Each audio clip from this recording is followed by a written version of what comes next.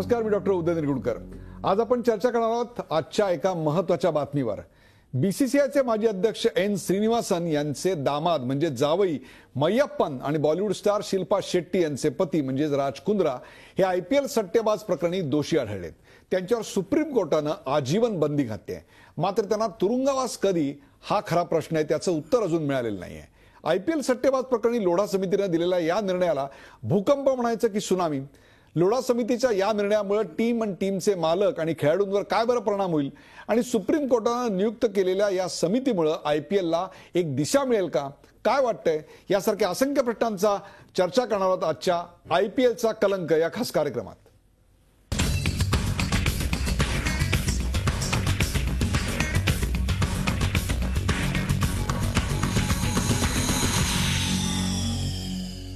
आयपीएलचा कलंक या खास कार्यक्रमात सुरुवातीला पाहूया या विषयावरचा एक खास रिपोर्ट।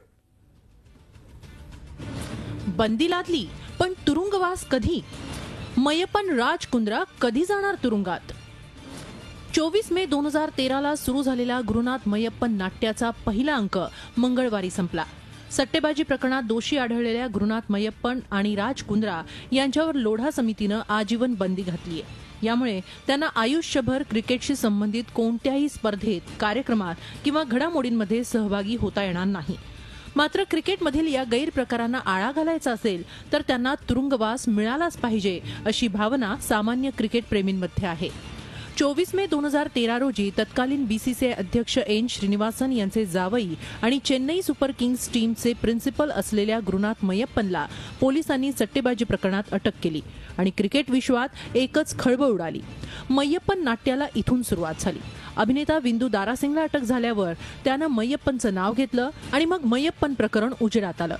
दरम्यानच्या काळात बॉलिवूड स्टार शिल्पा शेट्टी आणि राजस्थान रॉयल्सचा को ओनर राज कुंद्राही सट्टेबाजीमध्ये अडकल्याचं समोर आलं। या प्रकरणी मग बीसीसीआयनं चौकशी समिती नेमली आणि या दोघांना क्लीन चिटही दिली। मात्र हे प्रकरण सुप्रीम कोर्टात गेलं आणि सामान्य क्रिकेट प्रेमींना दिलासा देणारा निर्णय कोर्टानं नेमलेल्या समितीनं दिला।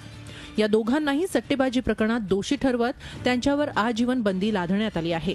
मय्यप्पन हा चेन्नई टीमचा टीम प्रिन्सिपल तर राज कुंद्रा हा राजस्थान रॉयल्सचा को ओनर आहे। त्यामुळे या दोन्ही टीम्स संशयाच्या भोवऱ्यात अडकल्या आणि या दोन्ही टीम्सना 2 वर्षांसाठी निलंबित करण्याचा निर्णयही लोढा समितीनं दिला। Following sanctions on mister Gurunath Meiyappan. 1. He is declared ineligible for participation in the sport of cricket as explained in the Anti-Corruption Code for the maximum period of 5 years under Article 2.2.1. Following sanctions on Mr. Raj Kundra. 1. He is declared ineligible for participation in the sport of cricket as explained in Anti-Corruption Code for the maximum period of 5 years under Article 2.2.1. आता या teams मधल्या प्लेयर्सचं काय हा प्रश्न अजून अनुत्तरित आहे। BCCI कोर्टाच्या आदेशांचं पालन करते का हे देखील पाहावं लागेल। मय्यप्पन आणि राज कुंद्रा यांच्या सट्टेबाजीमुळे बीसीसीआय आणि आयपीएलची प्रतिमा मलिन झाली असं या समितीनं हा निर्णय देताना म्हटलंय। आता सामान्य क्रिकेट प्रेमींचा विश्वासघात झालाय अशी भावना क्रिकेट फॅन्समध्ये निर्माण झाली आहे। बंदी तर लादली आहे पण त्यांना तुरुंगवास कधी हा प्रश्न त्यांना पडलाय। या बंदीनंतर सट्टेबाजांची रवानगी लवकरच तुरुंगात व्हावी अशीच अपेक्षा क्रिकेट फॅन्स बाळगून आहेत। Bureau report, Zee Media, Mumbai.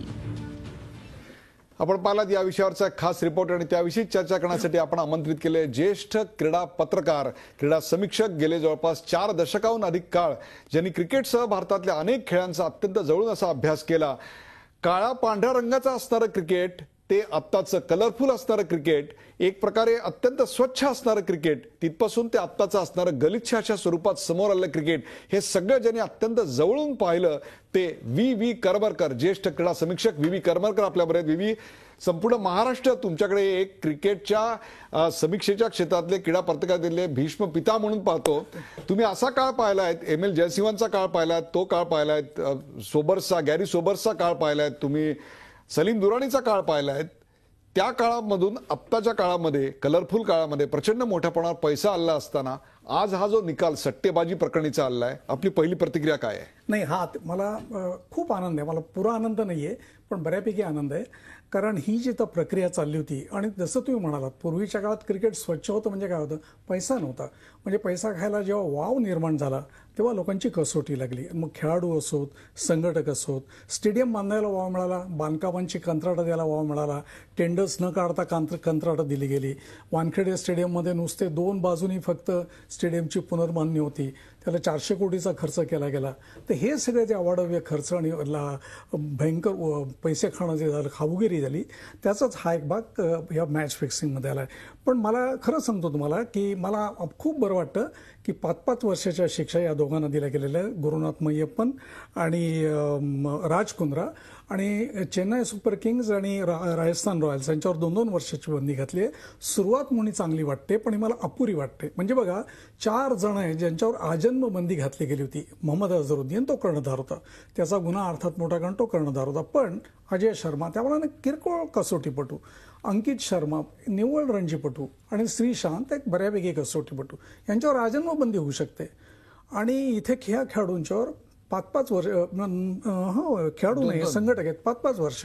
आणि CSK आणि म्हणजे चेन्नई सुपर किंग्ज आणि राजस्थान रॉयल्स आहे यांच्यावर 2 वर्षाची बंदी घातली, पण माझ्यामध्ये खूप कमी आहे. आणि नुसती ही 2 वर्षाची बंदी नाही, त्यांच्यावर अशी एक डिटरंट पाहिजे की इतरांना असं काही करायला भीती वाटली पाहिजे. माझ्या मते यांच्यावर आजन्म नाही, पण एक 10 वर्षाची बंदी घालून, नुसतं संघाचं नाव घेऊन चालणार नाही, पण त्या संघाचे जेवढे अधिकारी वर्ग आहे ती सगळी नावं रेकॉर्डवर आहेत, तर ती त्या लोकांच्यावर व्यक्तिशः असं नाही, तर ते वेगळ्या नावाने कंपनी आपलं म्हणणार की हो बरोबर आहे की एक वेगळ्या प्रकारे कंत्राट जसं घ्यायची पद्धत आपल्याकडे तशीच वेगळ्या प्रकारे येऊ शकतात. आपल्याबरोबर ज्येष्ठ क्रीडा समीक्षक सुनंदन लेले देखील आहेत. सुनंदन लेले, या कार्यक्रमात आपलं स्वागत. आपल्याबरोबर VV करमरकर देखील आहेत. एक पहिला प्रश्न तुम्हाला असा विचारायचा आहे की IPL सट्टेबाज प्रकरणी लोढा समितीने दिलेला जो निर्णय आहे त्याला आपण आपल्या भाषेत काय म्हणाल, खास पुणेरी भाषेत? भूकंप म्हणणार की सुनामी? उदय, यांना मी एक नक्की तुम्हाला सांगू शकतो, ही सुनामी नाही म्हणता येणार, ह्याच्यातनं क्रिकेट धुतलं जाणार आहे, वाहून जाणार आहे असं मी म्हणणार नाही.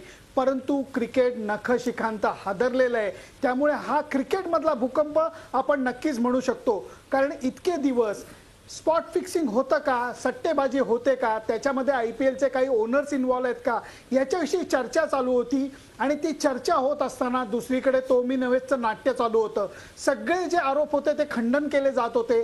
आता मात्र ह्याला निश्चिती दिली जाते आणि लोढा समितीने अत्यंत योग्य आणि कठोर निर्णय घेतलेला आहे या दोन्ही टीम विषयी. त्यामुळे खरोखर हा क्रिकेटचा भूकंपच म्हणायला लागेल. क्रिकेटचा भूकंप आहे. करमरकर साहेब, मला तुम्ही सांगा की या सगळ्याचा टीमचे मालक आणि त्याहीपेक्षा सुद्धा खेळाडू यांच्यावर काय परिणाम होईल? नाही, पण मी आधीच एक सांगतो की हे आरोपांचं कधीच खंडन झालेलं नाही. हे मंडळ इतकं निगरगट्ट निर्लज्ज आहे की प्रत्येक वेळेला जे आरोप झाले तर स्वतःचीच समिती नेमायची आणि स्वतःला निर्दोष पण आज सुप्रीम कोर्टात चपराक दिलेली आहे. आता सुप्रीम कोर्टापुढे त्यांचं चालत नाही काय म्हणून, नाहीतर त्यांनी सुप्रीम कोर्टालाही विकत घेतलं असतं. हे सगळं आतल्या आत बांधून ठेवायचं. यांनी सगळ्यांना माफ केलेलं आहे. आता बघा, हे जेवढे मय्यप्पन असो, राज कुंद्रा असो, सगळ्यांना निर्दोष क्लीन चिट दिलेली होती, वेळोवेळी दिलेल्या आहेत. श्रीनिवासन वारंवार त्यांच्यावर गंगेच्या पाण्याने त्यांना स्नान घातलं होतं की स्वच्छ आहेत, शुद्ध आहेत. परंतु आज सुप्रीम कोर्टानं मात्र त्यांच्यावर मोठ्या प्रमाणात ठपका ठेवला, त्यांना दोषी ठरवलं. हाच तर खरा सवाल आहे करमरकर साहेब की या सगळ्याचा, या निर्णयाचा टीमवर, टीमच्या मालकांवर आणि त्याहीपेक्षा सुद्धा खेळाडूंवर काय परिणाम होईल? 2 गोष्टी आहेत. म्हणजे बघा की एक सिद्ध झालं की क्रिकेट नियामक मंडळ हे स्वयंशासित व्हायच्या लायकीचं नाही, त्यांच्यावर शासनच आलं पाहिजे. कारण ते स्वयंशासित असते त्याने एव्हाना काहीतरी उपाययोजना केली असती, पण अजूनही ते करत नाही. आज श्रीनिवासन त्यांची प्रतिक्रिया होती, मी काय, माझा काही संबंध नाही, मी ते ट्रस्ट केलेलं आहे, माझा काही संबंध नाही. अजूनही हा ग्रस्त अशी पोझिशन घेतो. आता इतर मालकांच्यावर काय परिणाम होईल? मला वाटतं हे सर्व जे ठेकेदार आहेत, फ्रँचायझी आहेत, ही खूप, म्हणजे आता हा असो, अंबानींची फॅमिली असो, शाहरुख खान असो, मल्ल्या असो, तर त्यांची हे काय मोठे साधू संत नाही आहेत, पण त्यांना ह्याच्यातनं ते योग्य बोध घेतील की आपणही असं काही करू नये. पण मी खरं सांगू का, याला काहीतरी जोर नियम येत नाहीत, लोक IPLचं मॉडेल जोर बदलत नाहीत. IPL हे ललित मोदीने जे घेतलं तर त्यांनी फुटबॉलमधली जी म्हणजे Arsenal, Chelsea, Barcelona, real Madrid, नाही, पण सर त्यात एक फार मोठा फरक आहे. त्यांनी वरवर त्यातला नुसता कमर्शियल भाग घेतला, पण ही तिथे सगळी विद्यापीठ आहेत त्या खेळाची. त्यांना त्यांना डेव्हलपमेंट टीम्स आहेत आणि ती सक्ती आहे. त्या विकासाचा आणि यांचा काहीही संबंध नव्हता आणि आणि त्याच्यातच कुठेतरी पारदर्शकता, त्याबरोबर पारदर्शकता याचा आता इथे कुठलाही सुतराम आपल्याकडे काही संबंध उरलेला नव्हता आणि त्याचाच परिणाम म्हणून की काय आज बीसीसीआयनं क्लीन चिट दिल्यानंतरही सुप्रीम कोर्टानं मात्र चपराक लगावत या दोघांना बंदी घातली तर त्यांच्या टीम्सवर 2 वर्षाकरता त्यांना बाहेर काढलेले. आपण थेट जातोय पुन्हा एकदा सुनंदन लेले यांच्याकडे. सुनंदन लेले, लोढा समितीच्या या निर्णयाचा टीमचे मालक, खेळाडू यांच्यावर काय परिणाम होईल असं वाटतं आपल्याला? बरोबर आहे, तुम्ही विचारलेला प्रश्न महत्वाचा अशा दृष्टीने आहे कारण ह्याच्यात 3 पार्टीज आहेत. एक तर टीम आहे, टीमचे मालक आहेत आणि तिसरं म्हणजे खेळाडू आहेत. पहिल्यांदा आपण टीम विषयी बोलू. 2 वर्ष या दोन्ही टीम्सना, राजस्थान रॉयल आणि चेन्नई सुपर किंग या टीमवरती बंदी घालण्यात आलेली आहे. लोकांना वाटेल 2 वर्ष का? लक्षात घेतलं पाहिजे 2008 साली IPL चालू झाली, 8 वर्ष IPLची झालेली आहेत. त्यामुळे 10 वर्षाचा पहिला जो कालावधी आहे त्याच्याकरता 2च वर्ष राहिलेली आहेत आणि त्यामुळे ही बंदी 2 वर्षाची जरी दाखवण्यात आलेली असली तरी ही बंदी खूप लांबवर जाऊ शकते. त्याचबरोबर मय्यप्पन आणि कुंद्रा यांच्यावरती क्रिकेटपासून लांब राहण्याची आजन्म बंदी घालण्यात आलेली आहे. त्यामुळे हे निर्णय खूप कठोर आहेत, टीमच्या दृष्टीने खूप महत्वाचे आहेत.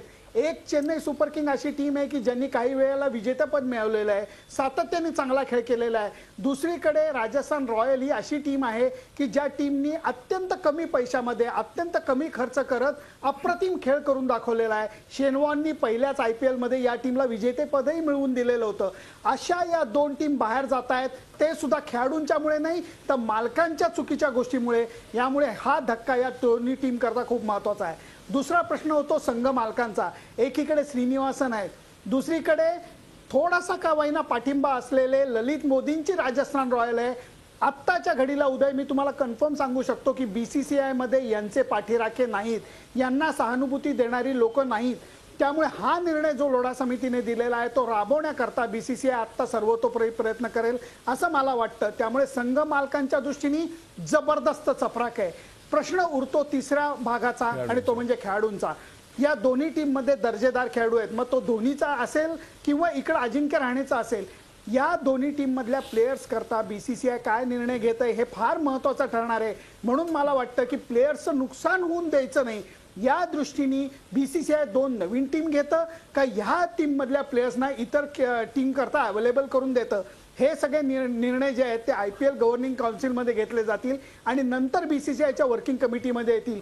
त्यामुळे या तिन्ही फॅक्टर्सना आपापल्या परीने धक्के बसलेत.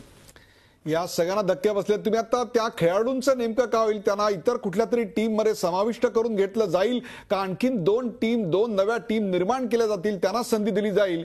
या सगळ्यापेक्षा सुद्धा सुप्रीम कोर्टानं नियुक्त केलेल्या या समितीच्या निकालामुळं काही क्रिकेटला वेगळी दिशा मिळणार आहे का? चर्चा करूया VB करमरकर आणि सुनंदन लेले यांच्यावर. एका ब्रेक नंतर कुठे जाऊ नका, पाहत राहा झी24 तास.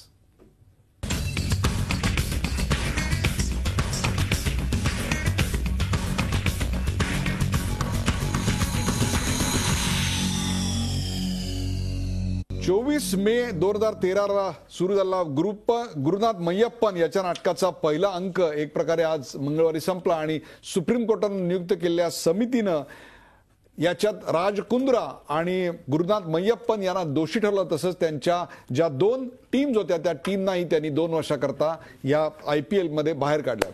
सवाल असा आणि तो घेऊन मी जातोय. आपण गप्पा मारतोय VB करमरकर आणि सुनंदन लेले यांच्याशी. सुनंदन लेले, सुप्रीम कोर्टानं नियुक्त केलेल्या या समितीमुळं IPL ला काही दिशा मिळेल असं वाटतंय आपल्याला? पहिल्या वर्षीपासनं हे असं मधाचं पोळं होतं की याच्यावरती माशा घोंगावणारच. कारण सगळ्यांना तो मध चाटायचा होता. IPLचा यशाचा मध, IPLच्या प्रसिद्धीचा मध आणि अर्थातच आर्थिक क्षमतेचा मध. या सगळ्या दृष्टीने सगळे चुकीचे लोक, सगळे चांगले लोक एका वेळेला IPL वरती घोंगावत होते. आणि एक लक्षात घेतलं पाहिजे, सध्याचं युग कलियुग आहे. त्यामुळे असं आपण छाती ठोकपणे म्हणू शकत नाही की चुकीच्या गोष्टी घडणारच नाही. माणूस आहे, त्याला कुठल्या ना कुठल्या तरी प्रलोभनाची ही चाहूल दिली जाणार आणि त्याच्यामध्ये कोण जण म्हणेल की मला अजिबात त्याच्यात इंटरेस्ट नाही, जसं आता इव्हन प्रवीण तांबेचं घडलेलं आहे. किंवा अजूनही काही लोकांचा खेळ, आणि दुसरीकडे श्रीशांत सारखेही खेळाडू आहेत की जे त्या भुलावणीला भरीला पडलेले आहेत. त्यामुळे IPL ला या याच्यातनं मोठी चपराक मिळालेली आहे. 2 वर्षापूर्वी राजस्थान रॉयल्सच्या काही खेळाडूंना हे चुकीचं काम करताना पकडलं गेलं, दिल्ली पोलिसांनीच पकडलं आणि नंतर त्यांच्यावरती कारवाई चालू आहे. आणि दुसरीकडे आता ही संघ मालकांच्या चुकीच्या वागण्याची कारवाई होतीये. IPLच्या दृष्टीने ह्या गोष्टी घडणं फार गरजेचं होतं. याच्या अगोदर जे प्रशासन होतं ते संपूर्णपणे श्रीनिवासन यांच्या हातात होतं. त्यामुळे ते एकच खेळ करत होते, तो मी नव्हेच. मय्यप्पन जेव्हा त्यांचा सख्खा जावई याच्यात अडकला, त्याच्याविषयी धडधडीत पुरावे मिळावे, तेव्हा श्रीनिवासन काय म्हणाले, चेन्नई सुपर किंग आणि त्याचा काही संबंध नाही, तो एक फक्त क्रिकेट एन्थुझियास्ट आहे. अहो तुम्ही कोणाला फसवताय? ताकाला जाऊन भांडं लपवायची गरज काय? मला वाटतं चूक झाली हे नंतर श्रीनिवासांनी कबूल केलं. आणि मग ते काय म्हणतात की एका माणसाच्या चुकीच्या वर्तनामुळे संपूर्ण टीमला दोष कशाला द्यायचा. मला वाटतं ही सर्व जी काही स्पष्टीकरणं होती ती अत्यंत चुकीची होती. दुसरीकडे राज कुंद्रांनी काय सांगितलं, मी युनायटेड किंगडमचा म्हणजे इंग्लंडचा नागरिक असल्यामुळे आमच्या इथं बेटिंग चालतं, इथं बेटिंग चालतं की नाही मला माहीत नव्हतं. एवढे तुम्ही दूधखुळे नसता. मला वाटतं जेव्हा तुम्ही IPL सारख्या टीमचे ओनर होता तेव्हा तुमच्यावरती सुद्धा काहीतरी चांगल्या वागणुकीची जबाबदारी असते ना. ही जबाबदारी या दोन्ही मालकांनी टाळली आणि दुसरी गोष्ट म्हणजे आपल्या गुन्ह्याची कबुली दिली नाही. त्यामुळे त्यांना मिळालेला फटका हा IPL ला चांगल्या दिशेला घेऊन जाईल असं मला वाटतंय. 8 वर्ष झालेली आहेत, 2 वर्ष राहिलेली असताना ही चपराक बसली. त्यामुळे IPLच्या दृष्टीने ही चपराक मला वाटतं चांगलंच काम करून जाईल. बरोबर. या ठिकाणी 2 प्रश्न उपस्थित होतात आणि ते घेऊन मी आता बीबी करमरकर यांच्याकडे. आता सुनंद नेले ब्रेकवर जाण्यापूर्वी जे एक म्हणले की या सगळ्याचा खेळाडूंवर काय परिणाम होईल, मालकांवर काय परिणाम होईल. तुम्हाला खरंच वाटतं का की खेळाडूंवर काय परिणाम होईल? याचा खेळाडू दुसऱ्या एखाद्या संघामध्ये समाविष्ट केले जाऊ शकतात का? का 2 नवीन संघांना त्या ठिकाणी प्रवेश देऊन जी सामन्यांची संख्या आहे तेवढी अबाधित मार्केटिंगच्या दृष्टिकोनातनं ती तेवढी ठेवणं आवश्यक आहे स्पर्धेच्या दृष्टिकोनातनं? काय होईल असं वाटतं नाही, ती सामन्यांची संख्या फार क्रुशियल आहे, ती त्यांना ठेवावीच लागेल थोडी. कारण 8 संघ, 6 संघ, 10 संघ, 8 संघ, 2 संघ कमी झाले की एकदम सामन्यांची संख्या भरपूर कमी होते. आणि शेवटी सामने जेवढे जास्त होतील तेवढं त्या पटीने उत्पन्न म्हणजे टीव्ही कडनं मिळणार उत्पन्न हे जाहिरातदारांकडनं मिळणार उत्पन्न कमी जास्त होत असतं. त्यामुळे 2 संघ तर काढणं भाग आहे आणि 2 संघ काढणारे लोक त्यांना नक्की मिळतील. पण तुम्ही जे खेळाडूंचं म्हणालात, कशाला करायची आपण या खेळाडूंची काळजी? आज बघा धोनी त्याला डिफेंड करत होता. म्हणजे धोनीने खोटं बोललेलं आहे की हा काही संघाशी संबंध नाही म्हणून. याचा धोनी काय दूधखोळा नाही, धोनीला जगाचे व्यवहार माहिती आहे. तो रीती स्पोर्ट्सवर चालवतो. तो काय नुसता खेळाडू नाही, तो एक व्यावसायिक, उत्तम व्यावसायिक आहे. चांगला 1 दिवसाच्या क्रिकेटमधला एक चांगला खेळाडू, उत्तम खेळाडू आहे. तर त्याला हे सगळे व्यवहार कळतात. तो याला का डिफेंड करत होता? दुसरी गोष्ट अशी की मागच्या वेळेला सुप्रीम कोर्टाकडे त्यात एक 6 खेळाडूंची नावं एका बंद लिफाफ्यात घालून ही दिली गेली होती. आता ते कोण आहेत माहीत नाही, पण एक समज असा आहे की चेन्नई सुपर किंग्सचे 3 प्रमुख लोक म्हणजे नावं जर घ्यायची नंतर ती आली होती तर धोनीसह अजय जाडेजा आणि सुरेश रैना यांची नावं या संदर्भात घेतली जातात. त्यांच्याकडे संशयाच्या नजरेने पाहिलं जातं. पुरावे काय? आत्ता आपल्याकडे पुरावे नाहीत. आणि आणखी 3 कोण आहेत माहिती नाही. आता ह्याचा विचार अजून झालेला नाहीये, पण तो व्हायलाच लागेल. आणि त्यामुळे खेळाडूंच्या विषयी काळजीच केली पाहिजे. भाग नाही की मला खेळाडू देखील संशयास्पद वर्तन त्यांचं आहे. म्हणजे तेही हँड इन ग्लोव्ज असल्यासारखे आहेत काही. बरोबर आहे. काही अनेक बाबतीत त्यांची वागणूक संपूर्णपणे संशयास्पद आहे. सुनंदन लेले, लोढा समितीच्या या रोखठोक निकालामुळं तुम्हाला असं वाटतं की क्रिकेट सुधारेल किंवा क्रिकेटमधल्या या अशा प्रकारच्या गैरप्रकारांना आळा बसेल? क्रिकेट सुधारणं हे खूप मोठा शब्द होतो. मला वाटतं क्रिकेट कधीच वाईट नाही, कुठलाच खेळ कुठल्या दृष्टीने वाईट नाही. वाईट ठरतात ती माणसं जी प्रलोभनाला बळी पडतात. तुम्ही एक लक्षात घ्या, समजा बुकीज आहेत किंवा वाईट काम करणारी लोक आहेत, ती काही बाकीच्या प्लेयरना अप्रोच झाली नसतील का? किंवा दाणा टाकून बघितला नसेल का? नक्कीच दाणा टाकून बघितलेला असेल, पण बाकीचे प्लेयर त्याला बदले नाहीत. त्यांना निघून जायला सांगितलं असेल किंवा त्यांच्याकडे पाठ फिरवलेली असेल. हे केल्यानंतर त्या वाईट प्रवृत्ती या चांगल्या खेळाडूंकडे आल्या नाहीत. होतं कसं की ज्या वेळेला तुम्हाला चुकीची गोष्ट ऑफर केली जाते आणि त्यावेळेला तुम्ही म्हणता उद्या विचार करून मी तुला सांगतो, याचा अर्थ तुमच्या मनामध्ये ती चुकीची गोष्ट स्वीकारण्यासाठीची कुठंतरी माशी घोंगावायला लागलेली आहे. ही गोष्ट सुद्धा बुकीज किंवा कुकर्मींसाठी खूप असते आणि मग ते त्यांना जाळ्यात ओढण्यासाठी अजून शतपटीने उपाय करायला लागतात. मला वाटतं क्रिकेटच्या दृष्टीने या गोष्टी आत्ता घडल्यात, या वाईटातनं चांगल्या अशा दृष्टीने बघायला पाहिजेत. पुढच्याला ठेच मागचा शहाणा, याच्यातनं प्लेयरना सुबुद्धी येईल, संघ मालकांना सुबुद्धी येईल आणि कुप्रवृत्तींना IPL मधनं नाही क्रिकेटमधनंच बाहेर जाण्यासाठी प्रयत्न केला जाईल. एक लक्षात घ्या, कलियुग असल्यामुळे या गोष्टी कायमस्वरूपी बंद होतील असं मी छाती ठोकपणे म्हणणार नाही. हान्सी क्रोनिये जो साऊथ आफ्रिकेचा कॅप्टन होता, त्याला प्रचंड आदर होता, त्याला सुद्धा या कुकर्माची बुरळ पडलेली होती. त्यामुळे सांगायला काय पाहिजे, तुम्हाला कदाचित हे माझं बोलणं विचित्र वाटेल. कुणी मला विचारलं सिगरेट पितोस का, मी म्हणतो अजून तरी नाही, किंवा उद्या मी काय करेन हे मला माहित नाही. मला रोज बजावायला पाहिजे की मी बँकेवर दरोडा टाकणार नाही, मी रोज चांगला वागेन, मी सिगरेट पिणार नाही, मी चुकीचं वागणार नाही. या गोष्टी तुम्ही गृहीत धरून चालणार नाहीयेत या जमान्यामध्ये, क्रिकेटरनी तर अजिबातच नाही. कारण कुप्रवृत्ती इथं जागोजागी पावलोपावली तुम्हाला मिळणार आहेत, ते तुम्हाला जाळ्यात ओढण्यासाठी भुरळ टाकणार आहेत. तुम्ही सतर्क राहायला पाहिजे. मला वाटतं या दृष्टीने इंडियन क्रिकेट नाही, वर्ल्ड क्रिकेट ह्याच्यातनं बरंच काही शिकेल. बरोबर आहे, वर्ल्ड क्रिकेट शिकेल. खेळाडूंवर काय परिणाम होईल? एक कार्यक्रम संपवताना एक शेवटचा आणि छोटासा प्रश्न असा आहे की या सगळ्यामुळे BCCIचा कारभार सुधारेल अशी अपेक्षा बाळगायला काही संधी आहे, आपल्याला काही स्कोप आहे? जर सुप्रीम कोर्ट आणि भारताचं क्रीडा खातं यांनी जर मनात आणलं, ते नुसतं BCCI नाही, म्हणजे इंडियन ऑलिम्पिक असो नाही किंवा इतर संघटना, तुम्ही आज जर देशात पाहिलं तर अनार्की आहे क्रीडा क्षेत्रात. एक एक खेळात 2-2 संघटना आहेत. इंडियन ऑलिम्पिक असोसिएशनचे जे अध्यक्ष आहेत त्यांच्यावर म्हणणं 10-12 लोक अविश्वास ठरवण्याच्या गोष्टी बोलतात. हॉकीत 2 तट आहेत, बास्केटबॉलमध्ये 2 तट आहेत, बॉक्सिंगमध्ये 2 तट आहे, जिम्नॅस्टिक्समध्ये 2 तट आहे आणि सरकार काहीच करू शकत नाहीये. तर ह्याविषयी काहीतरी गंभीरपणे विचार करून, आणि ह्याच्यात पुन्हा काय ते स्वायत्ततेचा विचार येतो की स्वायत्त आहेत. अरे पण स्वायत्त आहेत, पण म्हणजे त्यांना अनार्की इथे राहू शकत नाही, ह्याचा काहीतरी विचार व्हायला पाहिजे. मंडळांनी याच गोष्टीचा भरपूर फायदा घेतलेला आहे. आणि असे जे लोक आहेत जे क्रिकेटमध्येही आहेत आणि कुठल्या नाही कुठल्या तरी वेळेला सत्ताधारी पार्टी आहेत, म्हणजे आज अरुण जेटली आहेत, अमित शहा आहेत, हे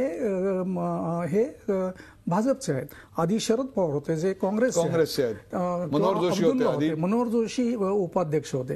तर हे जे लोक आहेत तर यांनी स्वतःवर काही ते स्वयंशासित करतील असं त्यांचं राजकीय कारकीर्द पाहिली तर फारसं वाटत नाही. त्यामुळे मंडळ आपणहून सुधारेल हे आशा ठेवण्यात अर्थ नाही. पण सुप्रीम कोर्ट, सर्वोच्च न्यायालय म्हणजे न्यायालय हे जे लोकशाहीचे यांनी जर दिशा दिली, बडगा दाखवला तर मात्र आता थोडंसं दाखवलंय, अधिक कडक केलं. इथे जी बंदी आहे ती नुसती त्या संघांच्यावर नाही, त्यांच्या पदाधिकाऱ्यांच्यावर घातली.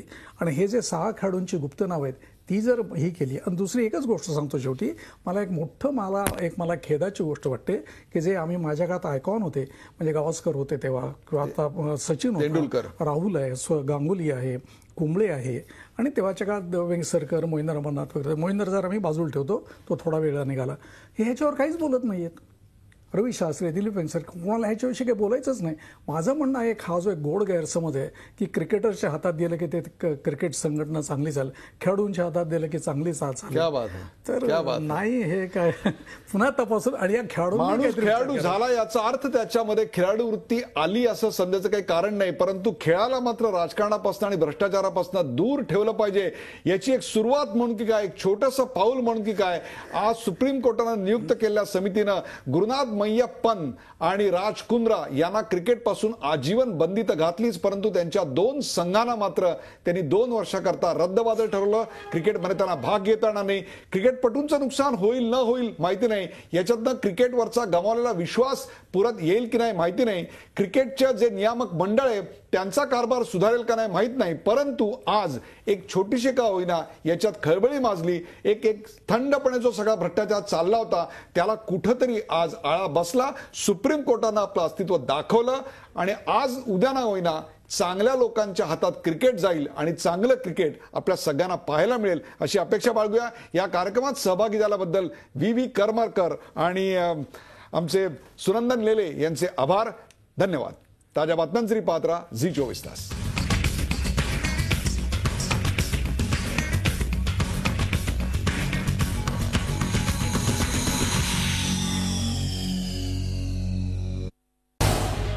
झी 24 तास रहा एक पाऊल पुढे.